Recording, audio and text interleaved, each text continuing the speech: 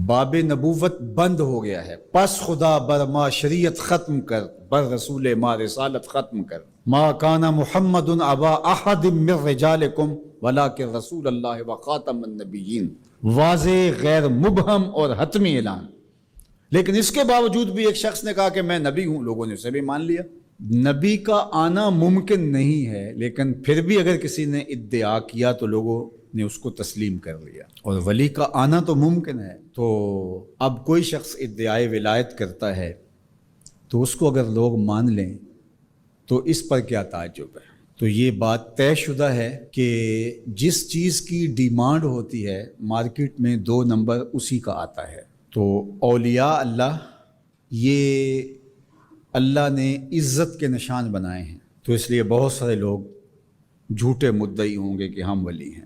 ولی کی جو حقیقی علامتیں ہیں وہ تقوی ہے، ایمان کی وہ اعلیٰ ترین منزل ہے جو اس کو نصیب ہوتی ہے، جو باقی لوگوں کا وہ مقسوم نہیں ہے۔ تو اب یہ تو منزل حاصل نہیں ہو پائے گی ان کو۔ اب ولی کی ایک ظاہری علامت جو بادی النظر میں ہے وہ کرامت ہے۔ اب کرامت کا ظہور بھی 2 نمبر لوگوں سے نہیں ہو سکتا، لیکن کوئی جھوٹی بات منسوب تو کر سکتے ہیں اپنے ساتھ، یا کوئی مکر، کوئی فن، اس کو کرامت تو قرار دے سکتے ہیں دجل، فریب اور دھوکے کے ذریعے سے، اور ایسا ہوتا ہے۔ تو اگر 2 نمبر اولیاء پائے جائیں اور ہم پہچان بھی جائیں یہ 2 نمبر ہیں، یا کسی کی جھوٹی کرامت کو سنیں، تو اس کا یہ مطلب ہوگا کہ ہم اولیاء کا انکار کر دیں۔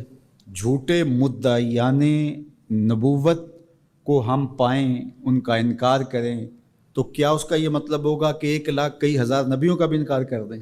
کوئی جھوٹا مدعی نبوت جھوٹے معجزات پھیلا دے اپنے، ان جھوٹے معجزات کا ہم انکار کریں، تو کیا اس بہانے ہم سچے نبیوں کے معجزات کا بھی انکار کر دیں؟ یہ تو دانش مندی ہی نہیں ہے۔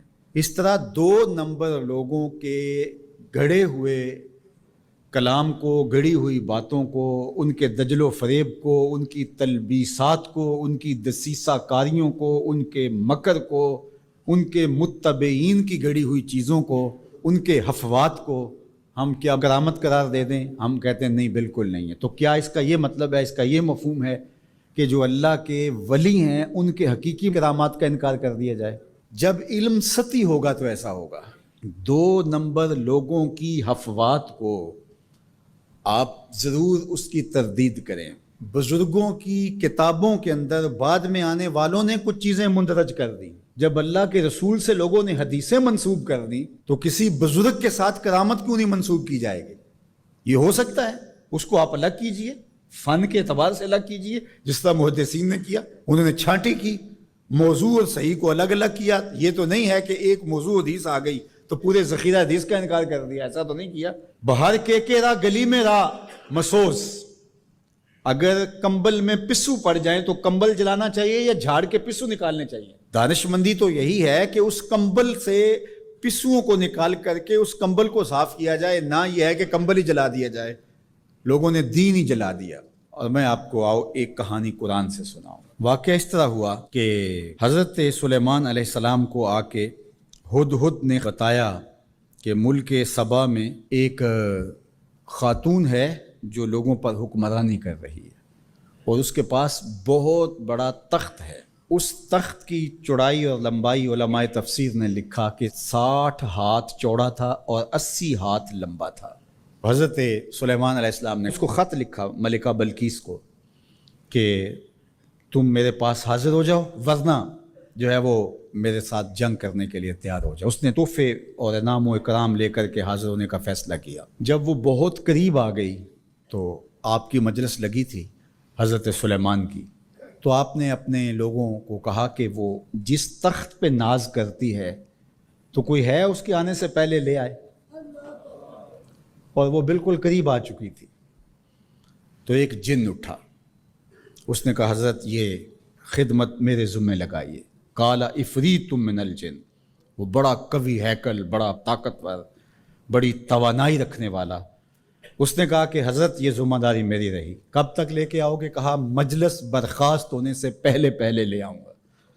صبح کو مجلس لگتی تھی، دوپہر کے وقت برخاست ہو جاتی تھی، تو اس نے کہا مطلب میں دوپہر تک لے آؤں گا۔ اللہ اکبر! 1 مہینہ جاتے ہوئے لگتا تھا، 1 مہینہ آتے ہوئے لگتا تھا۔